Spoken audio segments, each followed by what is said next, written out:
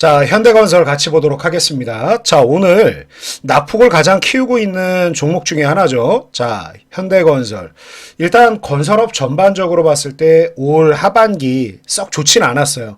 삼성물산을 제외하고는 거의 대부분의 이 건설 대표주들이 뭐 대우건설도 마찬가지고 HDC 현대산업개발도 마찬가지고 전반적으로 다 눌리는 모습을 보였습니다. 그래서 6월달 고점을 형성하고 나선 전반적으로 눌리는 구간인데 아무래도 이제 또 시장이 워낙 강세 흐름을 보이고 있고 스토리가 통하는 종목들 2차 전지 뭐 한숨에 날아가 버리는 걸 보면 아무래도 건설주에도 또 기회가 있는 거 아닌가 하고 유심히 지켜보시는 분들 많을 것 같아요. 그래서 오늘 왜 이렇게까지 빠지나 그리고 대응 전략 같이 한번 얘기를 해보도록 하겠습니다. 일단 결론부터 얘기한다라 그러면 현대건설이 지금 현재 상황만 놓고 보면 이유 불문하고 다른 건설주 대비해서 매력이 가장 떨어질 수밖에 없는 상황이에요. 왜 그러냐면 용어도 좀 다소 생소합니다만 본드콜을 맞았어요. 현대 엔지니어링이. 그러니까 지금 현대 건설 관련해서 현대 엔지니어링은 아직 이렇게 상장은 안 돼 있는 회사죠. 그래서 그 투자 심리가 어수선해지는 거를 아무래도 현대 건설이 좀 받을 수밖에 없는 그런 상황이라고 보시면 되겠는데 본드콜이라는 게 결국 뭐냐. 용어가 참 생소하죠. 결론부터 얘기하면 분쟁이 생겼다는 거야. 고객이랑.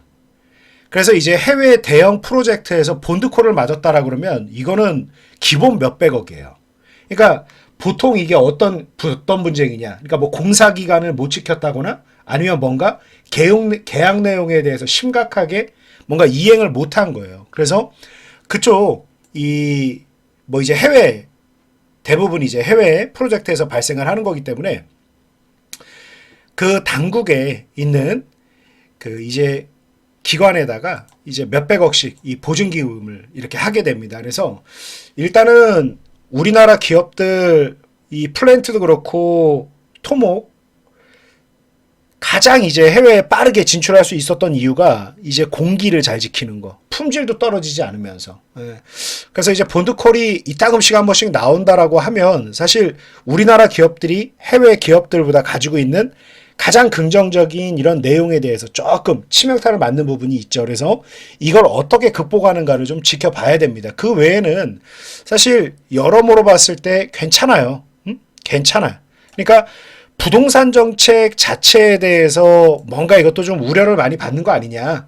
그 부분도 물론 맞아요.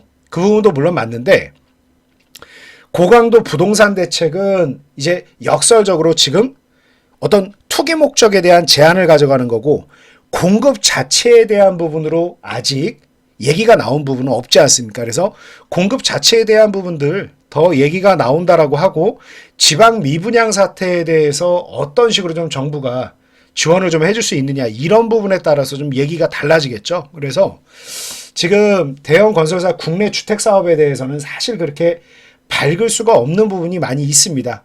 그런데 지금 이제 지난해가 정말 어려웠거든요. 그런데 지난해 연말 연초 우리 이 건설사들 굉장히 강하게 주가가 거의 3배 가까이 끌어오를 정도로 이 부분에 대해서는 상당히 이미 실적에 좀 녹아들어 있는 부분이 있다. 그래서 이제 추후 진행될 내용들에 대해서 본다라고 하면 이 부분을 감안하고도 이제 해외 수주에 대한 부분이 얼마나 나올 것인가. 그리고 원가가 좀 많이 올라가는 부분이 있지 않느냐. 그런데 대충 원가가 아무래도 조금 올라간 부분이 있습니다만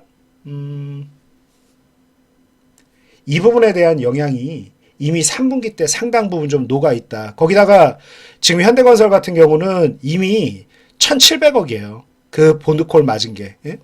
이 폴란드 플랜트 그 진출해 있는 곳에서 맞은 건데. 그래서 일단은 또 이제 이라크 해수처리 시설 또한 4조 원짜리 또 현대건설은 또 있고. 그래서 여러모로 봤을 때는 이제 2차 전지가 이제 막 시작을 했다. 그러면 건설 쪽은 특히 이제 현대건설 같은 경우는 조금 다른 기업들에 비해서 다른 기업들은 본드콜이 없으니까 그죠? 1,700억이면은 거의 마진으로 따진다라 그러면 이거 거의 다 준다라고 봐야 돼. 근데 해결이 잘 되는지도 봐야죠. 뭐 잘 해결된다라 그러면 이제 금방 올라오는 거죠. 그래서 현대건설 같은 경우도 12개월 포워딩퍼가 이제 10배밖에 안 되고 북배율로 따지면 0.86배밖에 안 되는 수준이기 때문에 그렇게까지 뭐 나쁘게 봐야 되나? 영업이익도 지금 꾸준하게 2,100억, 2,100억, 2,000억, 6,000억대 나오고 있으니까 사실 완만한 해결을 전제로 한다라 그러면 지금 진입해도 괜찮고, 그런데 결국은 순환 매장이거든요. 지금 결국은 순환 매장이기 때문에 가격 매력까지 감안을 한다라 그러면 5만 원대 초반까지는 기다려야 된다. 전 이렇게 봅니다. 그러니까 지금 제약바이오가 훨씬 빠를 거예요. 제가 어제도 그래서 리가켄바이오 영상 남기면서 저는 제 전후분들에게 알테오젠을 추천해드렸지만 뭐 리가켄바이오 지금 더 매집해도 좋다. 오늘 슬슬 올라가기 시작하잖아요. 그죠?